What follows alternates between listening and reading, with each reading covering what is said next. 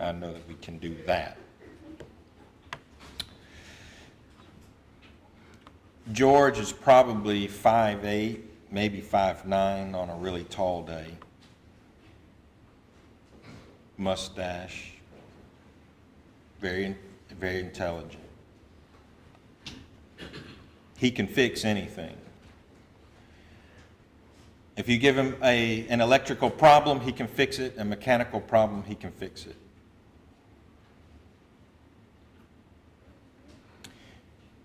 George said, Byron, in my past life, I did some things I'm not proud of. And I hope that those things don't come back to haunt me. But I do, every day I do my best.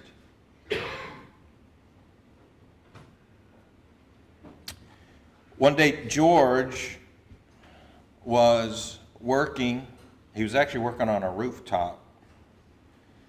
Technically, he was working on the AC units on the rooftop, the big package units you see on the flat roofs, you know. He could work on those things.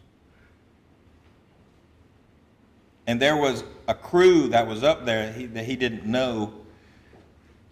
And he got to talking with them and had break and lunch with them. And he fell back into his old ways. He began taking large amounts of cash out of his bank account that, of course, his wife needed to feed the family. After a couple of very large withdrawals, she knew exactly what was happening, closed all the accounts, and moved the money. You see, George had found a new supplier of cocaine. Years and years ago, we're talking 20 years prior, he was addicted to cocaine, and he, through God's grace, was able to quit.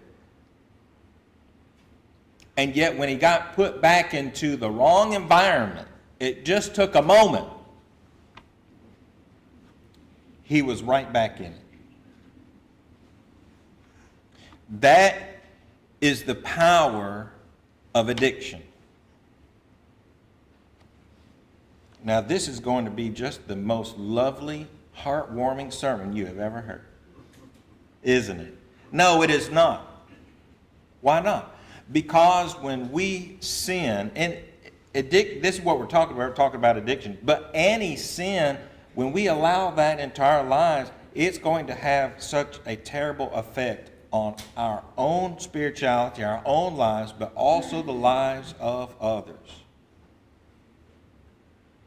Chad led that song, A Shelter in a Time of Storm, because we do understand that, and there's that very phrase, hitting rock bottom, is there not? That when we go through addictions, those that succumb to those need help, and we want to help them. It might be that you are addicted. As a matter of fact, I'm probably going to hit an addiction or two that affects you. Now, I am preaching to you, and I'm not preaching to you, okay? There might be some things up here I don't know that you're going through, but you are going through them. Just like our sign out front says, there is help and hope in the gospel of Jesus Christ. Ultimately, what are addictions? Addictions are where we choose one situation over another.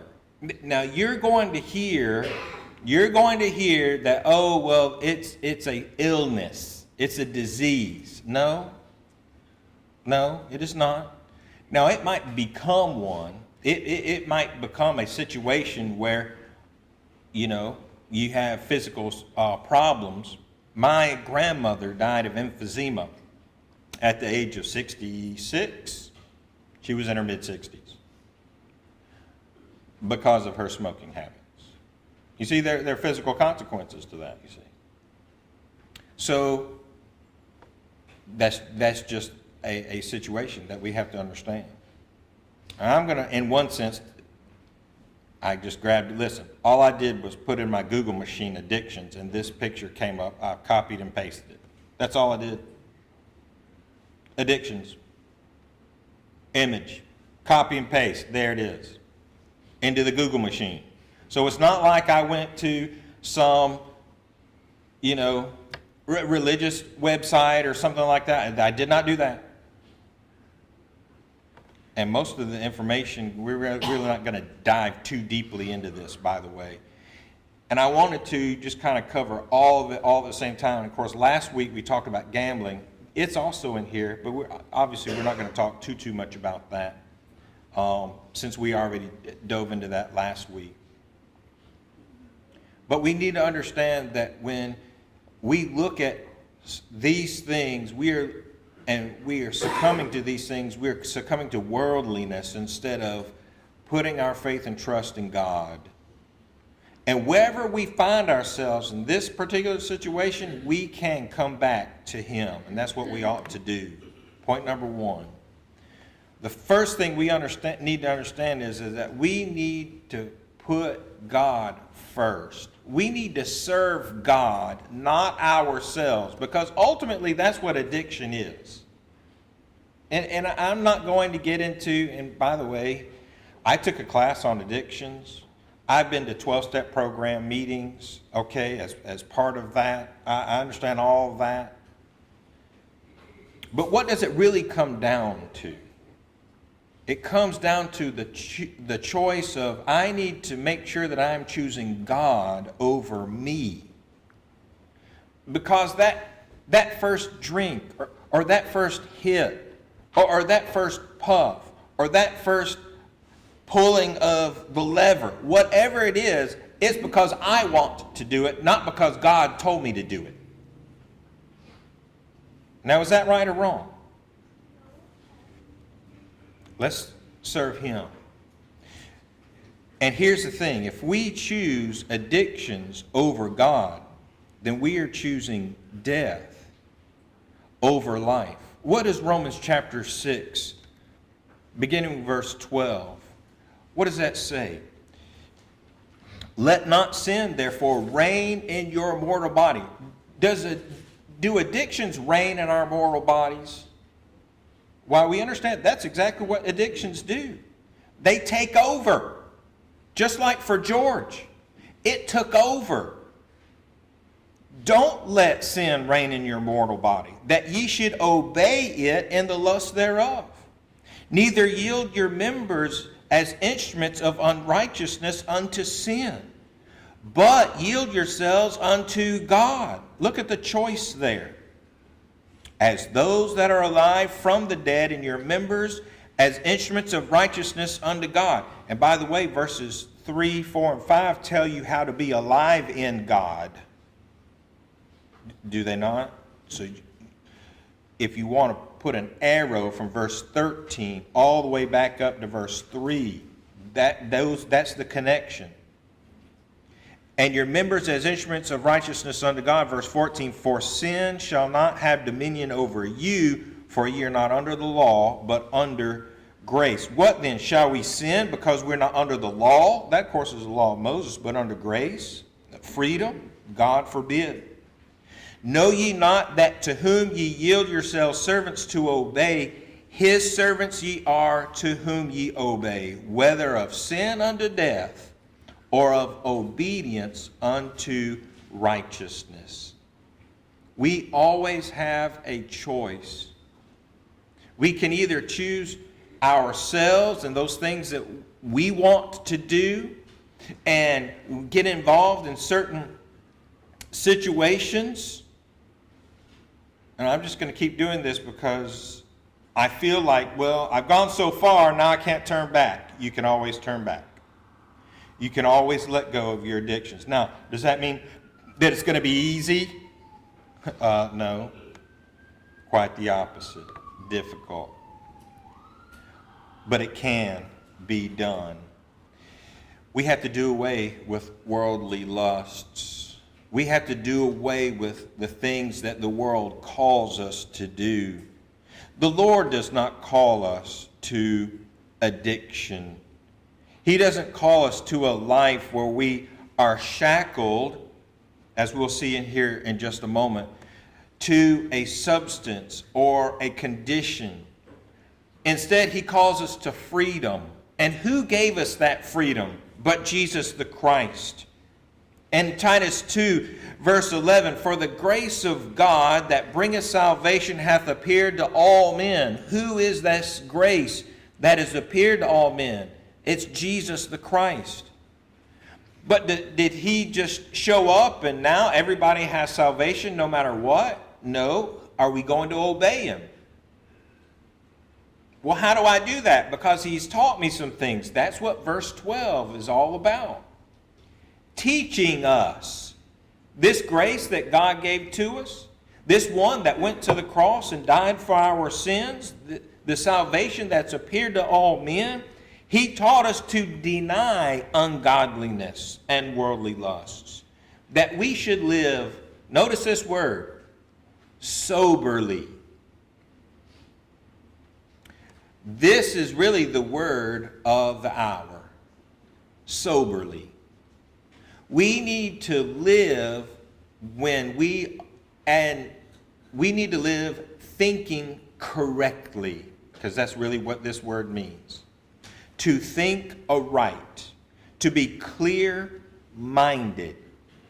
And when we are involved in a situation, whether it is an addiction of substance or an addiction of things of life that we're going to talk about here in just a moment, if we allow those things to take over our lives, then we are not thinking clearly.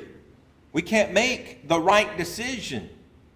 So we're going to have to get rid of those things first so that we can live soberly.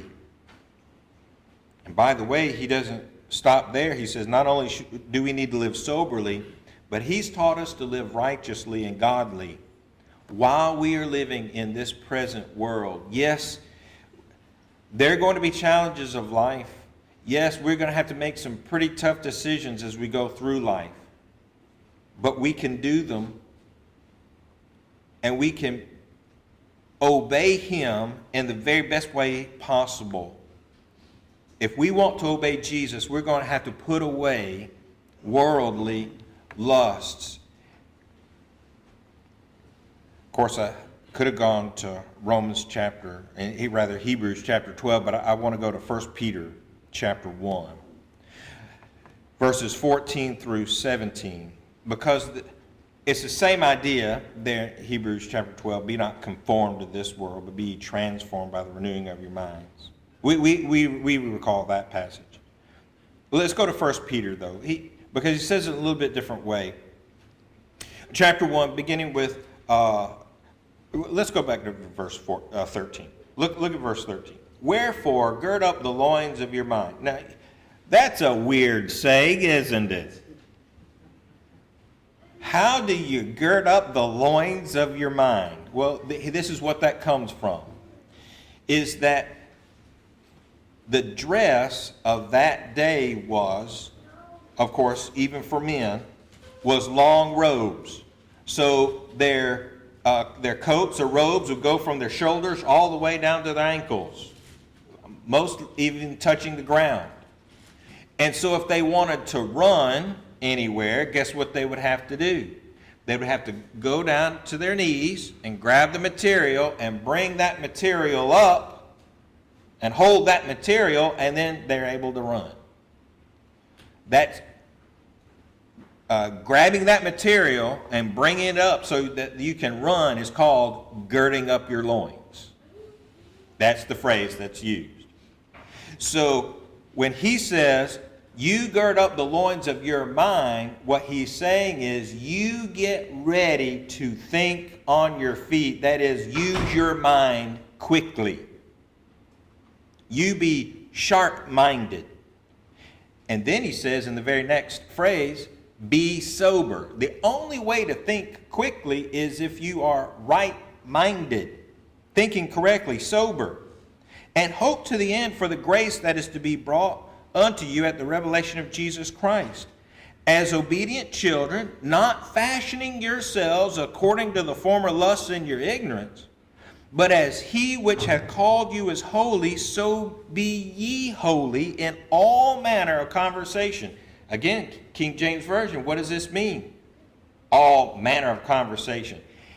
In the way that you live your life, in every decision that you make in life, it must be according to holiness. You remember the old wristbands from years back? Of course, none of our children remember this. It was before their time. That's all right. But Jonathan will remember this. WWJD. Remember that, Jonathan? I know you do. I already knew you did. What would Jesus do? Now, I don't remember those years. I do think that my children were young when that happened, early 2000s, whenever that occurred. That was a very good question. What would Jesus do? I wish more people asked that question before making the decision. But that's what he's talking about here in 1 Peter 1, verse 15.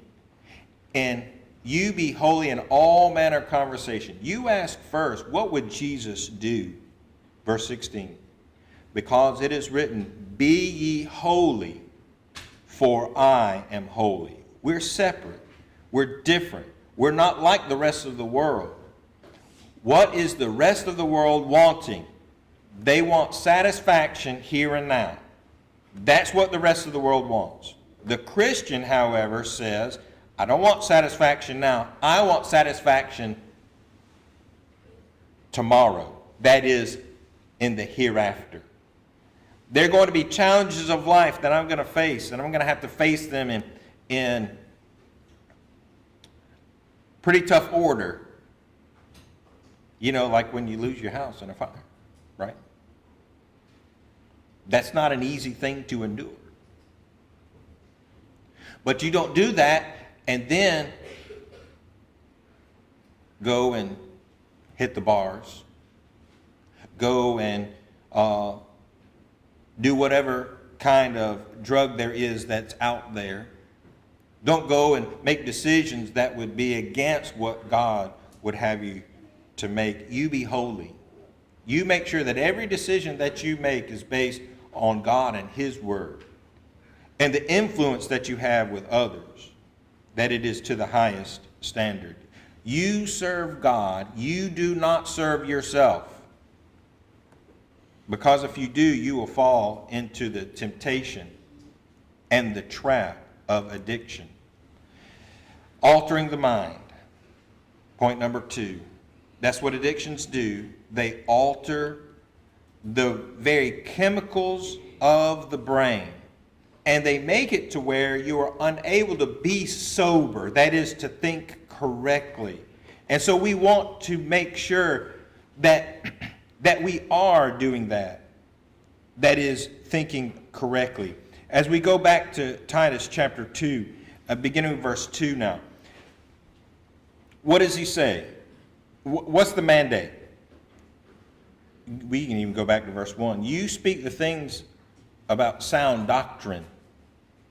Titus, when you go to Crete, you order the churches there, you make sure that you are speaking sound doctrine. What do you tell the people, Titus? That verse 2, that the aged men be sober. That the old guys, you make sure they're thinking correctly, please. That they're serious, they're temperate, they're sound in the faith and love, patience. The old ladies, we love them, but guess what? The same thing, they need to be clear-minded as well. That they also, in behaviors, becometh holiness. Not false accusers, here's not given to much wine. That is, they need to be sober too, not drinking either. Teachers of good things. For what purpose, verse 4? So that they can teach the young ladies what they ought to be doing. To be sober. To love their husbands. To love their children.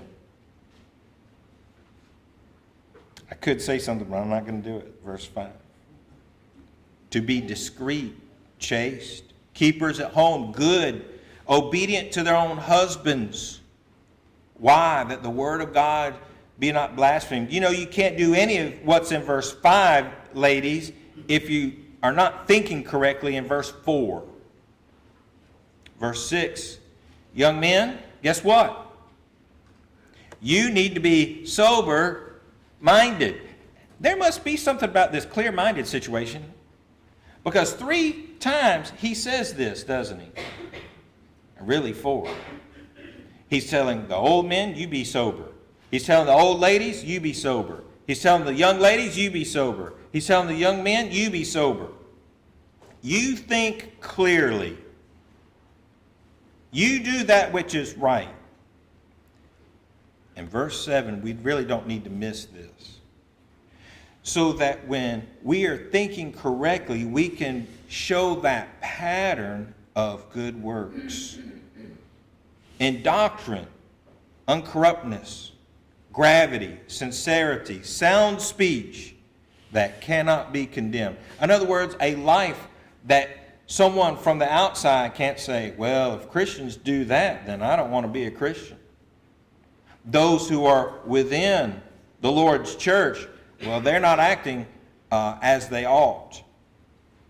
Let's be clear-minded, and let's not allow the pressures of the world and the things that might give me pleasure for just a minute to take over, to hijack my brain. Let's open to our example. Matthew chapter 27. Did you know that this was in the Bible? And not only that this was in the Bible, but that this happened to Jesus. What happened to Jesus? Let's go to chapter 27. We're going to start at verse 32, and we're going to come down to verse 34. Now, when they came out, they found a man of Cyrene, that's North Africa, by the way, Simon by name. Him they compelled to bear his cross. Why did they compel Simon to bear the cross of Jesus? Because he had been beaten so severely, and he lost so much blood, and he was in so much pain that he couldn't pick up this piece of wood that actually was very heavy and carry it from the city gates there in Jerusalem out to where he was going to be crucified. Now the other 2 men that were next to him, they were able to do that because they had been beaten the way that Jesus had been beaten. And so they contracted this man, Simon by name. We have his name. And they said, okay, you pick up this cross for Jesus. So we already get the idea that Jesus is in a lot of pain. He hadn't even gotten on the cross yet. Verse 33. So when they came to the place of the skull, that's Golgotha. Verse 34, they gave him vinegar to drink mingled with gall. There it is. So what they did, there was sour wine. This vinegar is sour wine.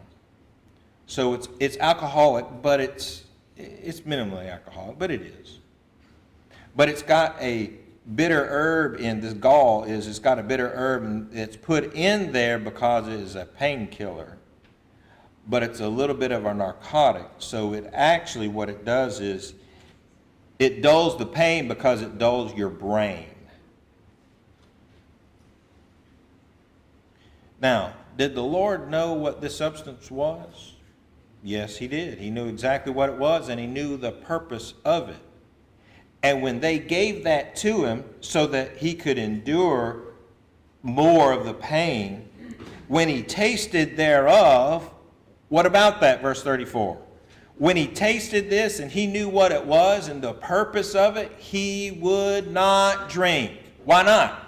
Because it would take him out of his mind. That's why.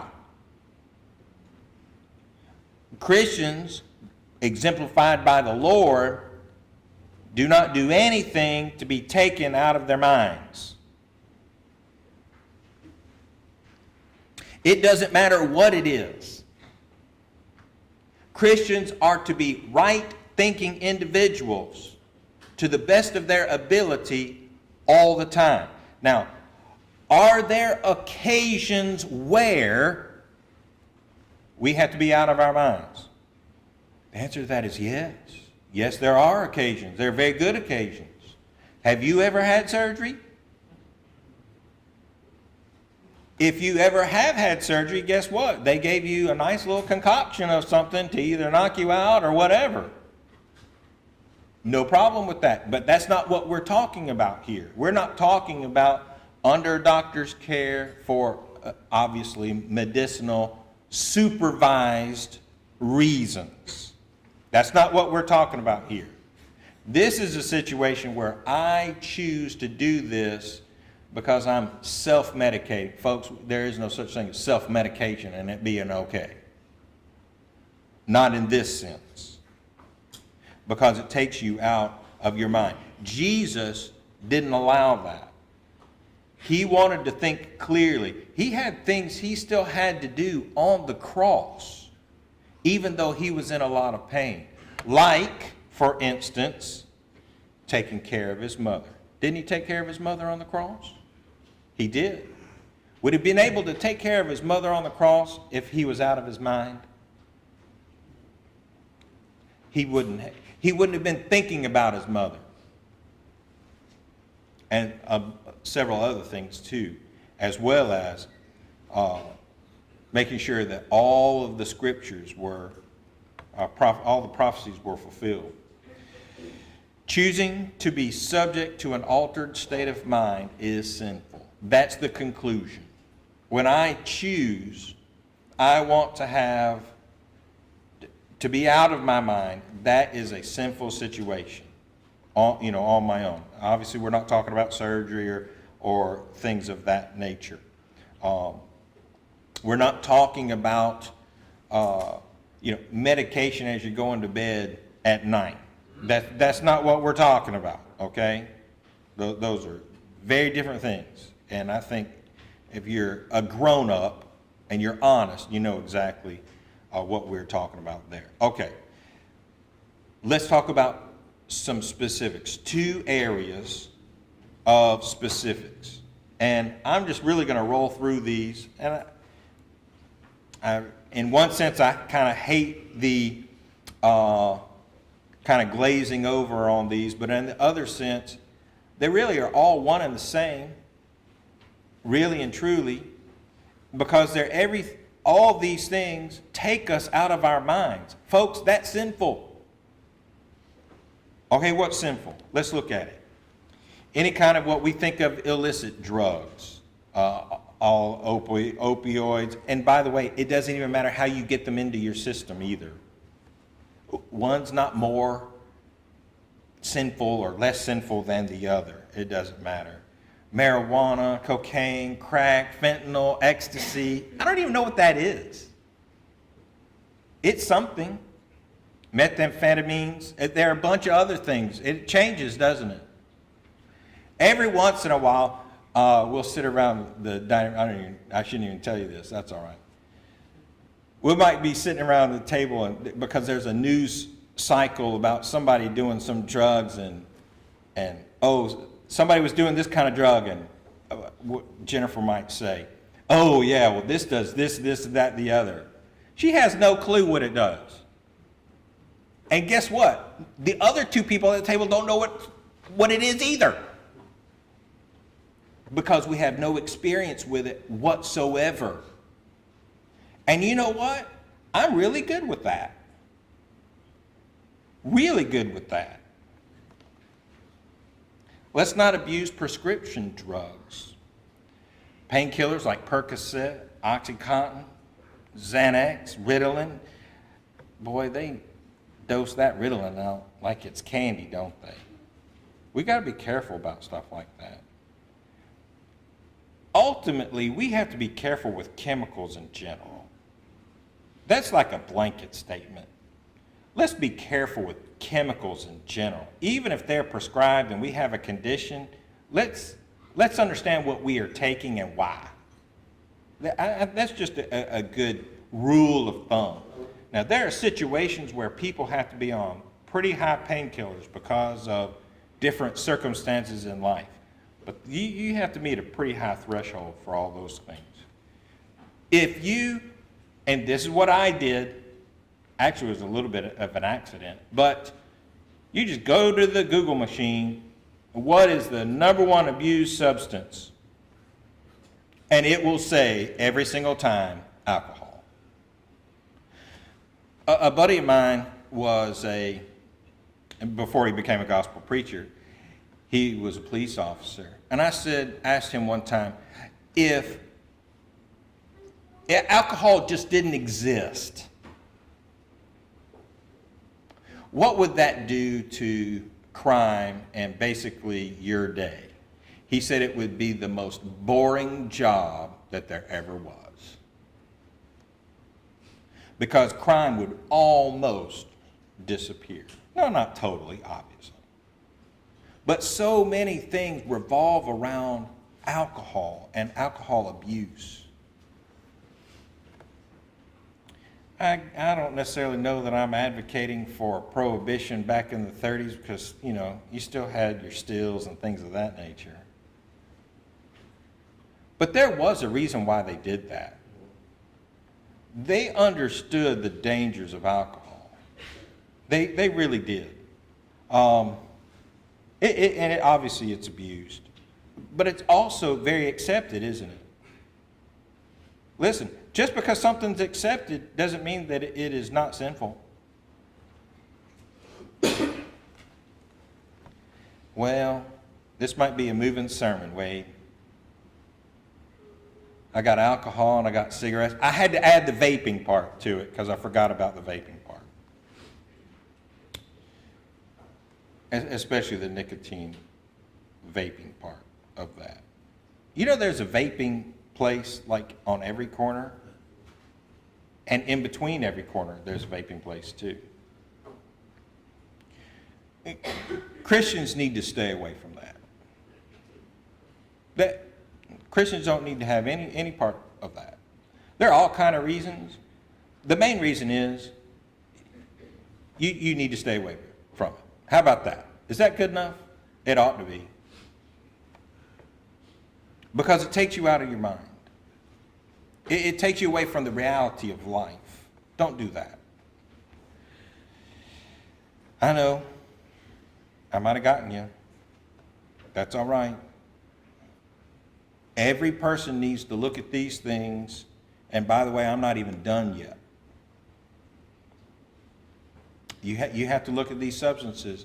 Are you going to allow these substances to take over your life?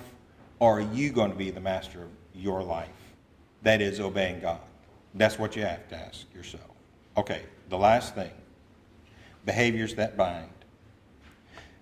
We could go to substances, as we just talked about, those things that you ingest that can harm your body, harm your mind, more importantly.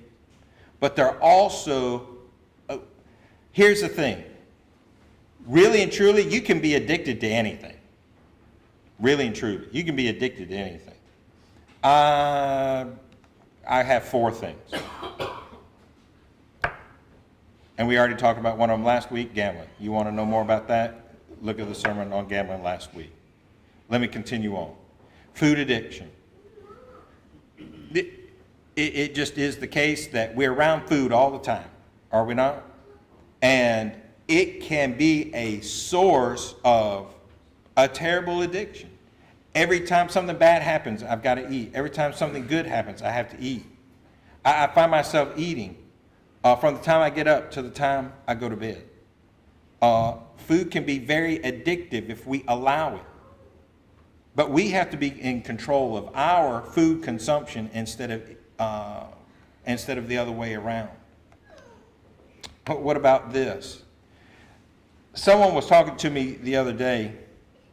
I don't remember who it was. Somebody was talking to me, and they mentioned the sin of covetousness. And I said, we don't really talk about covetousness as much as we should.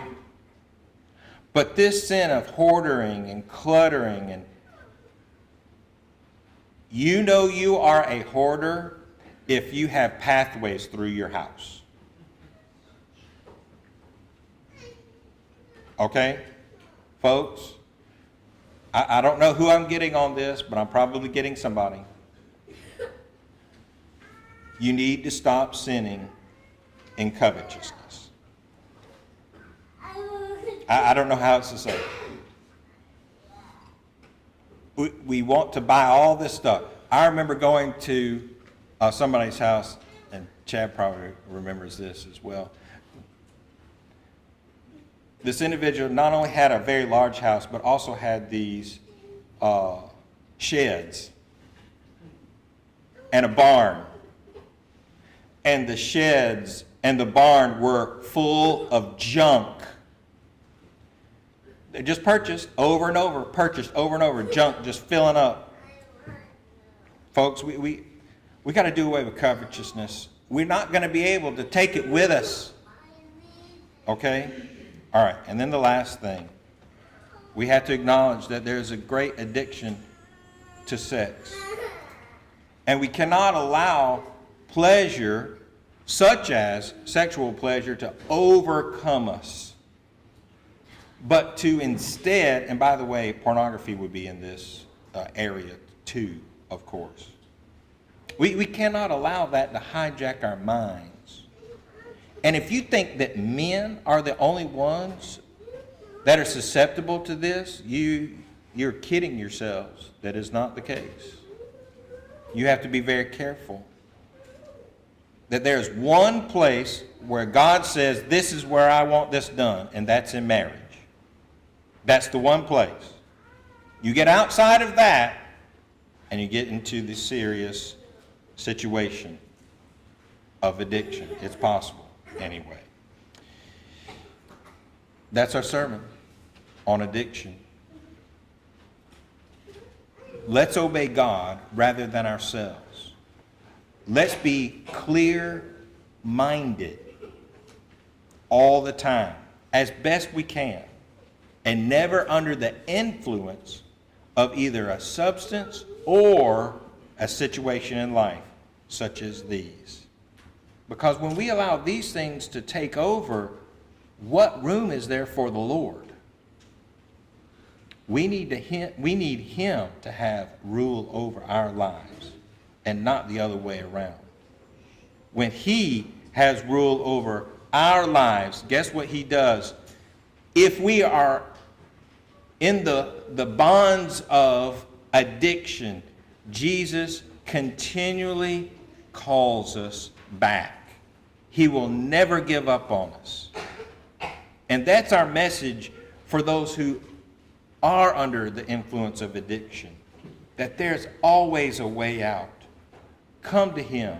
Whether you need to obey Him by believing in Him, repenting of your sins, getting out of that addiction, tearing yourself away from it, confessing that Jesus is the Son of God, being baptized for the remission of your sins. You might need to do that this very hour. We can help you with that.